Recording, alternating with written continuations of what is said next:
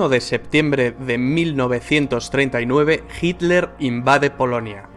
Esta es la acción bélica que realmente inicia la Segunda Guerra Mundial. La Segunda Guerra Mundial es la contienda más devastadora que la humanidad jamás ha conocido. Estudiantes del grado 9.5 y 9.6, tengan todos ustedes muy buenos días. Bueno, para el día de hoy les voy a contar ya con detalle lo de la Segunda Guerra Mundial. Bueno, entonces espero que se hayan visto todos los videos, los que coloqué. Este es uno de ellos. Entonces el video empieza con el anuncio de la invasión a Polonia, de cómo Hitler invade Polonia pues siempre hubo una disculpa, siempre hubo una farsa, y dijo que pues los polacos habían dañado una antena de transmisión y eso fue excusa para la invasión. Entonces ese día, septiembre, 1 de septiembre de 1939, empieza oficialmente la Segunda Guerra Mundial. Entonces vamos a ver qué más nos dicen. Pero para entender cómo se llegó a este punto debemos remontarnos años atrás, por lo menos al final de la Primera Guerra Mundial. El Tratado de Versalles había puesto fin a la Gran Guerra, y la Gran Alemania había salido muy perjudicada tras perder territorio y serle impuestas desproporcionadas compensaciones que debía pagar a los vencedores. Los alemanes necesitaban de un líder que les guiara como pueblo y que les hiciese recordar tiempos pasados. Por eso surge un tipo como Hitler, un pintor frustrado que supo canalizar la rabia y los anhelos de todo un país. Si se puede decir algo bueno de un villano como Hitler, es que era un gran orador y un maestro de la propaganda. Les habló a los alemanes de la superioridad de su raza y del camino que el pueblo debía seguir para engrandecer. Bueno, aquí voy a parar. O sea, ¿qué pasó años antes de la declaración de la Segunda Guerra Mundial, de esa invasión a Polonia? Hitler se había convertido en el líder de Alemania. Alemania había salido mal de la Primera Guerra Mundial, perdedora, y tenía que pagar una cuantiosa indemnización en oro. O sea, la economía estaba mala, vino el crash del 29 también, eso fue terrible. También empeoró esa devaluación que hubo en Alemania, una devaluación tremenda. Entonces, y otra cosa, Hitler tenía una cosa que eso pasa ahora, que tienen que colocar ustedes mucho cuidado, que es el engaño publicitario, la propaganda. Tenía una faceta de orador impresionante, tenía una forma de expresarse que lo dejaba uno aterrado, una facilidad para transmitir ideas, pero engañaba. Y tenía un discurso antisemita. ¿Qué es antisemita? Semitas son los judíos, los árabes, todos esos pueblos de por allá. Y decía que la raza alemana, la raza mona o rubia de ojos azules, aria, era la superior, era la raza que tenía que dominar el mundo, ¿ya? Y entonces se fue en contra de los judíos y ese discurso hizo engrandecer un concepto clave que se llama nacionalismo. Y el nacionalismo fue una cuestión que fue fundamental para que todos los alemanes apoyaran a su líder Adolfo Hitler y él empezara pues a alistar gente para la guerra, las mujeres colaboraban, formaron un ejército poderoso, hasta los niños participaban como Boy Scouts, una especie de falanges, de grupos pequeños, como una especie de Boy Scouts militares. O sea, todos estaban alienados es que le habían lavado el cerebro. Alienación se llama eso, lavado el cerebro, o enajenación. Sigamos. Engrandecer la nación. Hitler, a golpe de discurso, se erigió en el líder del Partido Obrero Alemán, transformándolo en el Partido Nacional Socialista Alemán, de ideas nacionalistas, supremacistas, racistas y un fuerte componente antisemita y antimarxista. En 1923, Hitler acabó en la cárcel tras un fallido golpe de Estado. En su encierro aprovechó para escribir el Mein Kampf, Mi lucha, libro desquiciado de escasa calidad literaria que acabaría siendo el evangelio del nazismo. Tras su encierro, Hitler volvió a la palestra política y acabaría ganando en 1932 unas elecciones con mayoría simple para alzarse como canciller de los alemanes al año siguiente. Nace el Tercer Reich, el tercer gran imperio alemán, en una coyuntura de crisis económica a nivel mundial. Rápidamente, bajo una apariencia de legalidad, Hitler establece un régimen totalitario liquidando las instituciones democráticas de la República de Weimar, mediante un... O sea, Hitler acabó con la democracia, la poca democracia que había en Alemania la acabó. O sea, como se tomó todo el poder. Primero, ganó era un partido pequeñito el partido nazi, el Partido Nacional Socialista, que de socialista no tiene nada porque era anticomunista, y se tomó el poder con engaños, con esa publicidad, con esas facetas de orador, y subió al poder y fundó el Tercer Reich, como el tercer gran imperio alemán, porque ellos se querían imperadores y como lo mejor del mundo, ¿ya? Y se formó un estado totalitario que tenía una ambición de poder impresionante. Una ley habilitante. Se arresta a los diputados del Partido Comunista de Alemania y se los confina en campos de concentración. La persecución de los judíos por parte del nazismo se convierte en una política activa. El Führer hizo caso omiso de las obligaciones que para Alemania señalaba el Tratado de Versalles, creando un fuerte estado militar, con tímidas protestas de Francia e Inglaterra. En el año 1938 empezó a poner en práctica su política de expansión territorial, incorporando a Austria entre sus dominios.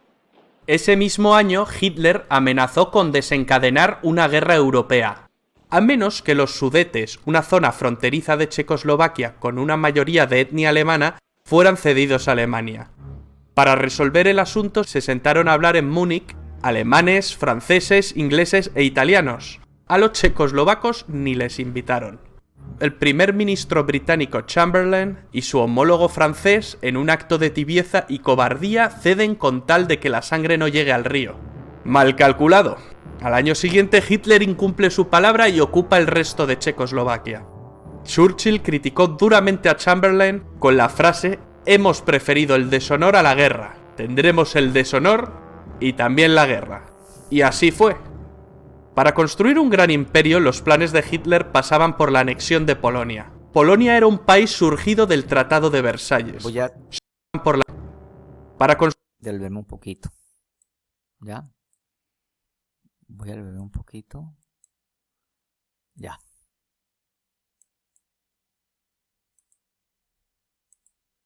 Bueno, este es el mapa de Europa. ¿Ya? Este es para los que no saben, porque yo sé que la mayoría saben, pero hay algunos que están como despistados. Esta es Alemania, esta es Francia, esta es Inglaterra, esta de acá es Rusia, esta es Checoslovaquia, Austria, esta es Italia, Suiza, el de acá es Holanda, este es Bélgica, Luxemburgo, Dinamarca, Suecia, Noruega, bueno, en fin. Por acá está la antigua Yugoslavia, que era Serbia, aquí está Rumania, Bulgaria, bueno. Y esta es Checoslovaquia. Entonces, Hitler tenía una ambición de poder impresionante y se quería pues apoderar de cuanto territorio fuera porque no tenía casi territorios en el mundo, solamente por alguna región en África, pero no le originaba muchos recursos. Entonces, le tenían miedo a Hitler y en una negociación de antes se reclamó primero esta parte de Checoslovaquia porque había población alemana y luego se tomó toda esta parte de acá. Y la idea de Hitler también era anexionar a Polonia, el país que estaba al ladito. Vamos a ver qué pasó. Y así fue. Para construir un gran imperio, los planes de Hitler pasaban por la anexión de Polonia. Polonia era un país surgido del Tratado de Versalles. Sus tierras antes habían pertenecido a Alemania, a Austria y a Rusia. A los polacos se les había concedido una franja de tierra para que el país tuviese una salida al mar Báltico a través del corredor de Danzig, partiendo Alemania en dos. Agosto de 1939. El comunista Stalin y el anticomunista Hitler, dos líderes totalitarios, sorprenden a medio mundo con el pacto Ribbentrop-Molotov, un tratado germano-soviético de no agresión. Dos enemigos... Ojo, al principio eran amiguitos. Hicieron un pacto de no intervención, de no guerra, pero miren lo que pasó después. Amigos irreconciliables firmaron no atacarse. 9 días después del pacto, Hitler invade la parte occidental de Polonia y 3 semanas después, los soviéticos se encontraban invadiendo la parte oriental. La invasión de Polonia hizo que por fin Inglaterra y Francia le declararan la guerra a Alemania. Alemania se tomó una pausa para reagrupar filas, mientras británicos y franceses se mantuvieron a la defensiva. Los periodistas llamaron a este periodo la Guerra de Broma. los ingleses mandaron tropas a Francia para frenar a los alemanes, la Fuerza Expedicionaria Británica. Las tropas francesas e inglesas se parapetaron tras la línea Maginot, una línea defensiva construida tras la Primera Guerra Mundial que los franceses creían inexpugnable. Durante este periodo de calma, la Unión Soviética atacó Finlandia. No fue un paseo, ni mucho menos. Los soviéticos sufrieron innumerables bajas. Finalmente, las fuerzas soviéticas no cumplieron su objetivo principal, el de conquistar Finlandia. Solo lograron conquistar algunos territorios fronterizos. Hitler pensó que el Ejército Rojo era un ejército débil formado por infrahombres. El Führer, muy crecido por sus avances anexionistas y ante la pasividad de buena parte de los líderes europeos, mueve ficha constantemente. Ocupa Dinamarca y Noruega. Los alemanes finalmente acabaron con la guerra de broma en mayo de 1940, tras atacar simultáneamente Luxemburgo, Bélgica, Países Bajos y Francia. Entonces, resumamos. Al principio la guerra fue como así,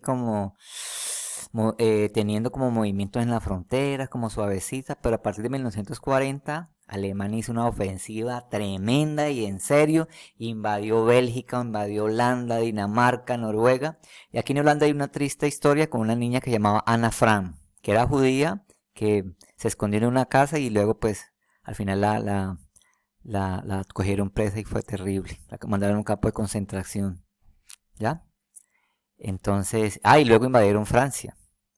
Y no invadieron Reino Unido, a Inglaterra, porque pues es una isla. Entonces, por tierra, pues, no había tierra, ¿no? Pues hay un canal, el Canal de la Mancha, y eso sí, lo bombardearon impresionantemente Londres, la capital inglesa. Sigamos. El método es el anteriormente utilizado en Polonia, la Blitzkrieg o Guerra Relámpago.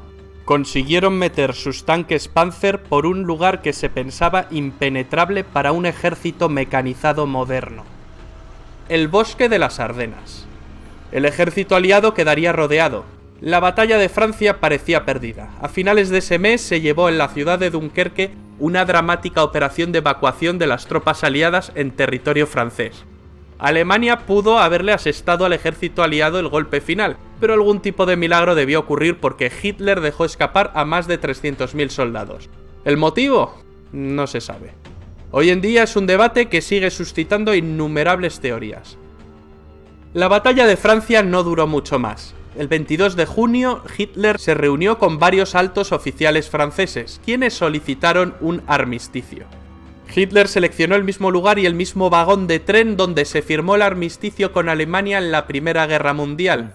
Esta vez se invertían las tornas, y Alemania ocupa el asiento del bando vencedor. Así se puso fin a la guerra en Francia. Francia se dividió en dos, una porción ocupada que incluía París y otra no ocupada controlada por un gobierno colaboracionista con sede en Vichy, presidida por el mariscal Philippe Pétain. Se la conoció como la Francia de Vichy. Charles de Gaulle inmediatamente se declaró en contra del gobierno de Vichy y proclamó la Francia libre. Llamó a sí mismo a formar la resistencia francesa. Y ojo, ¿no? Entonces Francia quedó dividida en dos. Esta parte, pues, dominada por los alemanes, y esta Francia con la capital en Vichy, y con el general Philippe Pétain. Y pues este Charles de Gaulle va a ser muy importante después, luego va a ser presidente de Francia. Este va a ser importante en Francia. Y en Inglaterra va a ser importante Winston Churchill. ¿Listo? Y pues empezó la resistencia de los franceses en esta parte, como revolucionaria, como asestándole golpes pequeños a los alemanes. Italia y Alemania, las dos potencias fascistas, estaban unidas desde 1936 en una agrupación que Mussolini denominó el eje Roma-Berlín. Mussolini, el líder del partido fascista italiano, viendo la facilidad con la que Hitler conquista países, siente que ha elegido el bando ganador. Se ha apropiado de Albania y se ha sumado a los alemanes declarándole la guerra a Francia e Inglaterra. Il Duce, emulando a Julio César, quiere ampliar más sus posesiones, ya que Italia, al igual que Alemania, había llegado tarde al reparto colonial. Sus planes pasan por conquistar Grecia y Egipto, pero Hitler tuvo... Vea, esto es clave aquí. Italia y Alemania habían llegado tarde al reparto colonial. La mayor parte de África, de ese reparto colonial, lo tienen Francia e Inglaterra. Y Alemania e Italia tienen poquitas tierras. Poquita. Creo que esta parte solamente de Alemania y Italia solamente esta parte de acá de Libia. Y ya. Tuvo que salir al quite para ayudar a los italianos, que más que una ayuda en la guerra suponen una carga. Los italianos no pueden con los griegos, pero llegarían refuerzos. Finalmente los alemanes invaden Grecia a través de Bulgaria. Mussolini luego atacaría las bases británicas de Egipto desde Libia. El objetivo era tomar el Canal de Suez, la puerta del imperio colonial británico. ¿Pero qué había pasado en Europa tras la derrota de Francia? ¿Qué fue de los británicos? Churchill, nuevo primer ministro tras la dimisión de Chamberlain, rechaza firmar un armisticio con Alemania. Hitler decide ir a por todas. Pero conquistar Inglaterra no será tan fácil. Lo que les decía. Hitler pues tenía casi dominado y le ofreció una amnistia, un perdón, como un pacto a Reino Unido. Quién sabe cómo. Y Winston Churchill lo negó. Y bombardeó a Londres terriblemente y ellos hicieron una resistencia admirable y fantástica. Fácil por su condición insular. Los ingleses consiguieron defender heroicamente su isla en la batalla de Inglaterra, una batalla que se libró sobre todo en el aire, la Luftwaffe contra la RAF. Churchill pronunciaría otra de sus grandes frases: nos dejó muchas. Nunca tantos debieron tanto a tan pocos. Durante más de un año Inglaterra soporta la guerra en solitario. Los nazis bombardean durante meses las ciudades más importantes de Inglaterra. Londres. Hitler cree dominar la situación y se ve como claro vencedor. Pero los ingleses resisten y dan la batalla. A finales de año, Adolf Hitler se entrevistó con el general Franco en Hendaya, una localidad francesa que hace frontera con España. Hitler quería que España entrase en la guerra de parte de... Y esta es la parte que él decía. Este Franco es vivo, este Franco es muy vivo, porque apoyaba por debajo de cuerda a Hitler, pero se declara neutral, como vamos a ver aquí, neutral. De las potencias del eje. Al final no llegaron a un entendimiento. Franco estaba dispuesto, pero el país atravesaba una enorme crisis tras la Guerra Civil Española. España, si bien prestó apoyo logístico, optó por el papel de no beligerante. Hitler había logrado que Hungría, Rumanía y Bulgaria se unieran a las fuerzas del eje. Solo faltaba Yugoslavia. Un cambio de gobierno en este país precipitó su invasión en abril del año 41. Hitler soñaba con un imperio alemán que abarcara desde el río Rin hasta el Volga. Es en este momento cuando Hitler decide ampliar fronteras y emprende la Operación Barbarroja, la invasión de la Unión Soviética. La gran motivación era el petróleo ruso. A Stalin, antiguo aliado de Hitler, le pilla un poco por sorpresa. No se esperaba que Hitler rompiese su alianza tan pronto. La invasión se había demorado con la invasión de Grecia y de Yugoslavia. Finalmente, en junio de 1941, los alemanes movilizan entre 3 y 4 millones de soldados. En un primer momento, los alemanes ganan campaña. O sea, la ambición de Hitler era tremenda, era exuberante, y no se conformaba con haber invadido todo esto y estar acosando a Reino Unido, a los ingleses. Se querían ir por Rusia. Y al principio pues llegaron casi hasta Moscú, pero vamos a ver qué pasó. Campañas y terreno con facilidad. En un mes, Bielorrusia y las repúblicas bálticas previamente ocupadas por la URSS estaban en manos alemanas. Hitler calculó que pocos meses de campaña bastarían para tomar Moscú, pero el crudo invierno llegó y los ejércitos de Hitler se quedaron a las puertas. Lo mismo le ocurrió a Napoleón en su día. El eje Roma-Berlín se había ampliado en 1939 con la unión de Japón. Japón era el país más avanzado de Oriente y quiere librar a sus vecinos, es decir, a las colonias. Y Japón, por este lado de Asia Oriental, también quería imperialismo. Se anexionó Corea y se anexionó esta parte de Manchuria, de la China, Manchuria, y Taiwán y algunas islas de por acá del Pacífico. Y bombardeó a Hawái, la base norteamericana de Pearl Harbor, y eso fue un error tremendo, porque los Estados Unidos se metieron y prácticamente con la resistencia inglesa, con el general invierno ruso, los rusos reaccionaron y Estados Unidos empezó pues el retroceso alemán. Colonias europeas orientales del yugo de Occidente. Asia para los asiáticos. Era una frase común entre los nipones. Ya en 1931 empezaron la invasión de China, que continuó en 1937. Cuando Alemania ocupó Francia, Japón tomó el control de la Indochina francesa. Sobrevino un bloqueo comercial y un embargo de petróleo por parte del gobierno de Estados Unidos presidido por Roosevelt. La única salida que le quedaba a Japón era retroceder o ir a la guerra. Los japoneses atacaron por sorpresa la base americana de Pearl Harbor, en Hawái, en diciembre de 1941. El gigante dormido despierta y Roosevelt pronuncia su famoso discurso de la infamia en el que declara el estado de guerra entre Estados Unidos y el Imperio japonés. Tras Pearl Harbor, los japoneses invaden Hong Kong y en cuestión de meses Singapur, Birmania, Tailandia, las Indias Orientales holandesas, Filipinas... Una especie de tsunami o guerra relámpago a la japonesa. La bandera del sol naciente ondea sobre el Pacífico. Y Hitler va y le declara la guerra a Estados Unidos. Con esto firma su sentencia. Y esto fue una equivocación. Declarar la guerra a Estados Unidos fue terrible. Porque Estados Unidos estaba muy lejos, y un ataque de aviación o infantería es muy difícil porque hay un océano de por medio. Y esa fue una gran equivocación geoestratégica militar de Hitler y los japoneses. Pero no porque Estados Unidos es poderoso, pero tanto es por su posición geográfica, porque queda muy lejos de los demás países europeos. Se me olvidó una cosa de Japón. Japón tenía una cosa que llamaban los kamikazes, que eran aviadores suicidas. Entonces ellos mismos se mataban y tenían objetivos y era terrible. Con eso ganó muchas batallas. Bueno, ¿y qué pasó con Hitler y Estados Unidos? De muerte definitiva. La derrota es solo cuestión de tiempo. Una batalla naval empieza a librarse en el Pacífico. En el Atlántico la batalla se venía librando desde el principio de la guerra. En este escenario, los U-Boot alemanes hunden una cantidad enorme de barcos aliados. La mayoría barcos de abastecimiento. Para evitar la sangría, el papel de la inteligencia aliada fue clave, concretamente con el desciframiento de la máquina Enigma usada por los nazis. Algunos expertos señalan que la guerra se acortó 2 años por este motivo. En el Pacífico, en 1942, los americanos consiguen vengarse de Pearl Harbor 6 meses después, concretamente en la batalla del Midway. Un duro revés para los japoneses, donde pierden 4 portaaviones. Las tornas se habían empezado a invertir.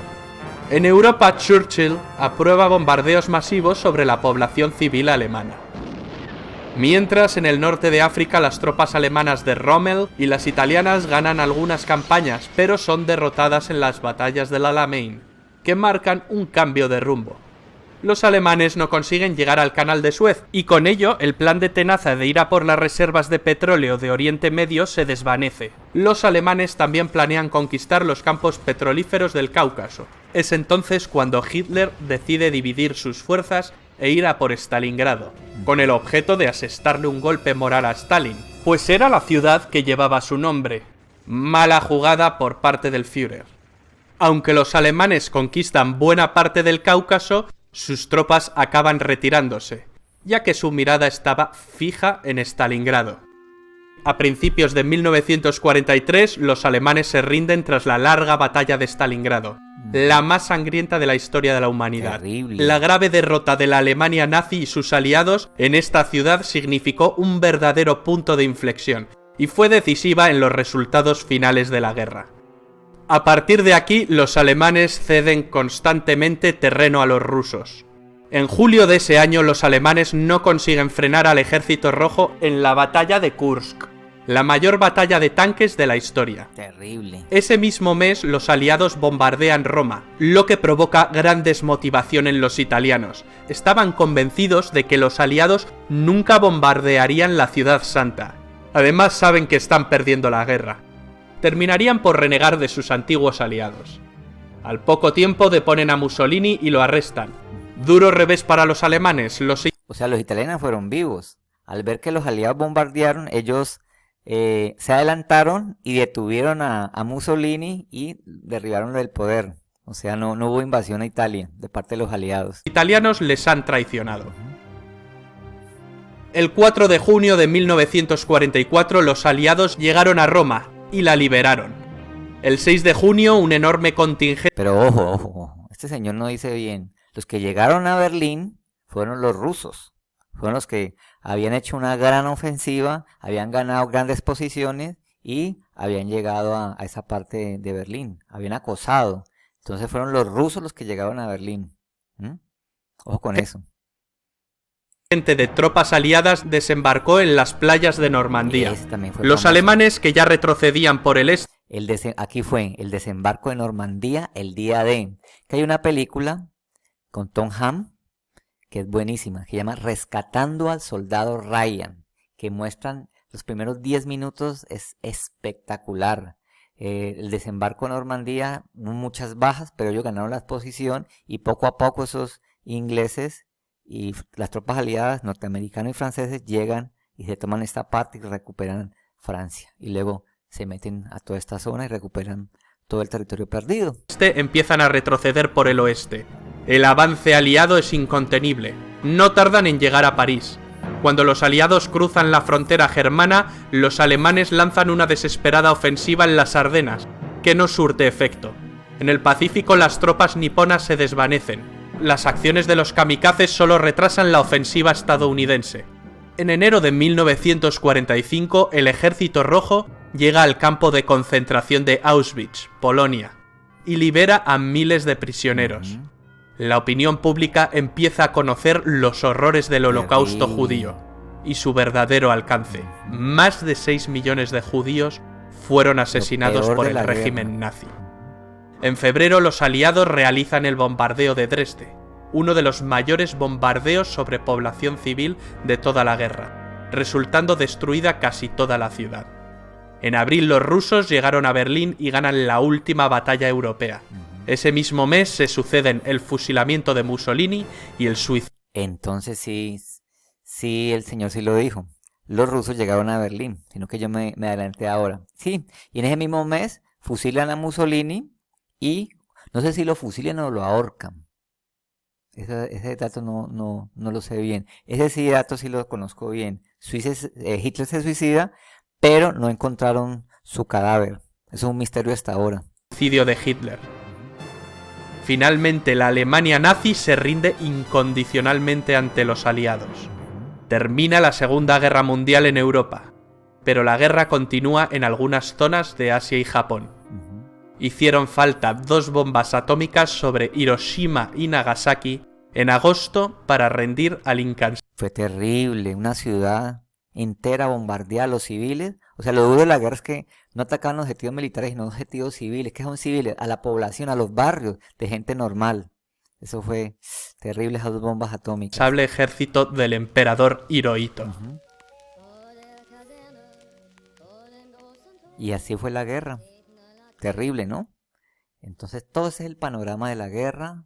Todo este es pues lo que nos deja.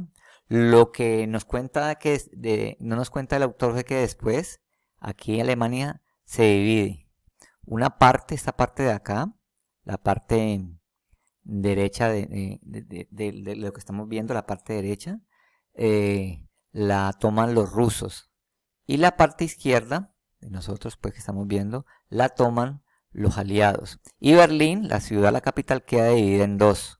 Una parte, queda dividida en varias partes, en la región francesa, en la región americana, en la región inglesa y en la región rusa.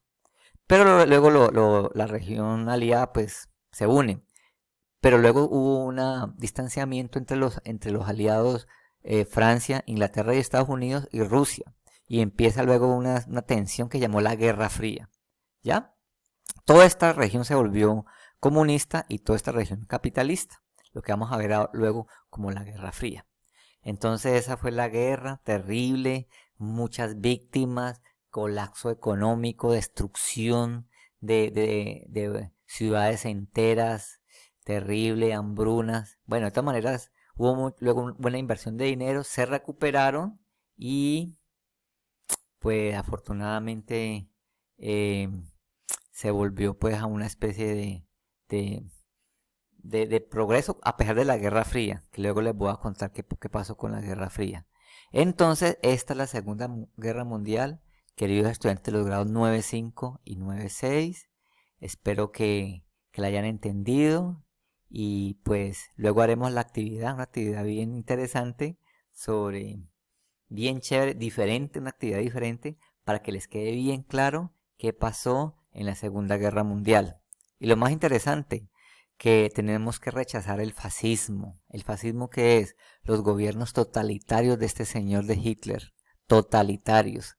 Querer pues invadir al mundo y querer imponer las ideas sin que haya participación pues democrática del pueblo en las decisiones. Eso se llaman gobiernos totalitaristas y fascistas. Entonces, les agradezco mucho, espero que les haya gustado este video y nos vemos en una próxima clase. Muchas gracias y adiós.